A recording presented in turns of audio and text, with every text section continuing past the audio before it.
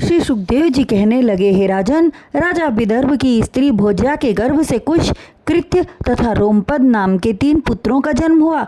रोमपाद से वब्रु, वब्रु से कृति, कृति से उशीक, उशीक से चेदिराज हुए। उसी वंश में शिशुपाल ने जन्म लिया, जो भगवान श्री कृष्ण जी के हाथों मारा गया। उसी वंश में देवावृद्ध नाम के देवताओं के समान धर्मात्मा का जन्म हुआ। उनके ज्ञान से 64,065 मनुष्यों को परम पद प्राप्त हुआ। वृष्णि से सुमित्र तथा युधाजित नाम के 2 पुत्र हुए। युधाजित से शिनी, अनमित्र हुए। अनमित्र से निम्न, निम्न से सत्राजित एवं प्रसेनजित हुए। विदर्भ के पुत्र युधुमान एवं सात्यक्य। युधुमान के पुत्र सुफलक हुए। सुफलक की स्त्री गोदना से 12 बालकों का जन्म हुआ। वे वृष्णिवंशी कहलाए। यदुवंश में राजा अंधक एक प्रतापी राजा हुए। उनसे दुदुम्बी नामक पुत्र की उत्पत्ति हुई। दुदुम्बी से आहुक नामक पुत्र एवं कन्या आहुकी हुई। आहुक से देवक तथा उग्रसेन हुए। देवक से देवकी की उत्पत्ति हुई तथा उग्रसेन से कंस आदि 9 पुत्र एवं 5 कन्याएं उत्पन्न हुई। देवक की पुत्री देवकी का विवाह वसुदेव से हुआ। वसुदेव के पिता शूरसेन के मित्र कुंती भोज थे। शूरसेन ने अपनी कन्या प्रथा कुंती भोज को गोद दे दी थी।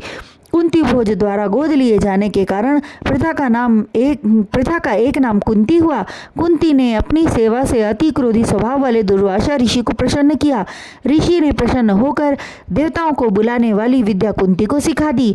एक दिन कौमार्यावस्था कुंवारी अवस्था में उस विद्या के प्रभाव की जांच करने के लिए कुंती ने सूर्य देव का आह्वान किया। सूर्य देव तुरंत प्रकट हुए और बोले, हे कुंती, तूने किस प्रयोजन की सिद्धि के लिए मेरा स्मरण किया?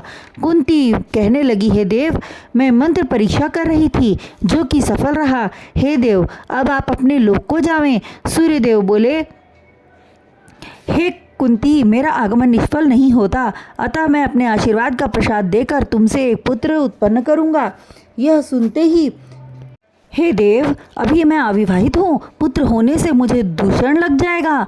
तब सूर्यदेव ने कहा, हे कुंती, तू चिंता मत कर, मेरे वरदान से तेरी योनि दूषित न होगी। यह कहकर सूर्यदेव ने गर्भ स्थापित कर दिया और अपने लोक को चले गए। तत्पश्चात कुंती के कान से कवच कुंडल धारण की अत्यंत तेजस्वी बालक उत्पन्न हुआ, जिसे लोग निंदा के भय से कुंती ने एक संदूक में भरकर गंगा जी में प्रवाहित कर दिया।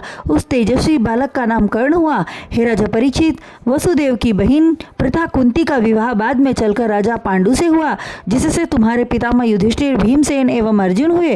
प्रथा की अन्य 4 बहनों में से छोटी बहन श्रुति देवी कारुण देश के राजा वृद्ध शर्मा को ब्याही गई, जिसमें दंतवक्र हुए।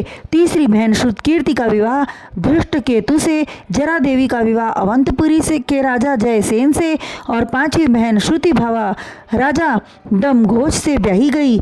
उसे शिशुपाल का जन्म हुआ। श्री सुखदेव जी बोले, हे राजा परीक्षित, देवकी को छोड़कर वासुदेव की अन्य स्त्रियां पौरवी, रोहिणी, मदिरा, भद्रा, रोचना तथा इला थी।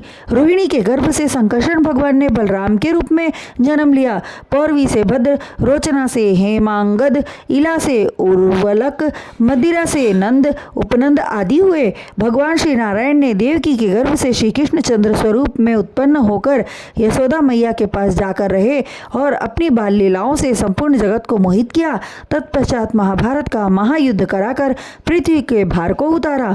भगवान श्री कृष्ण जी के कारण यदुवंश अत्यंत पवित्र माना जाता है।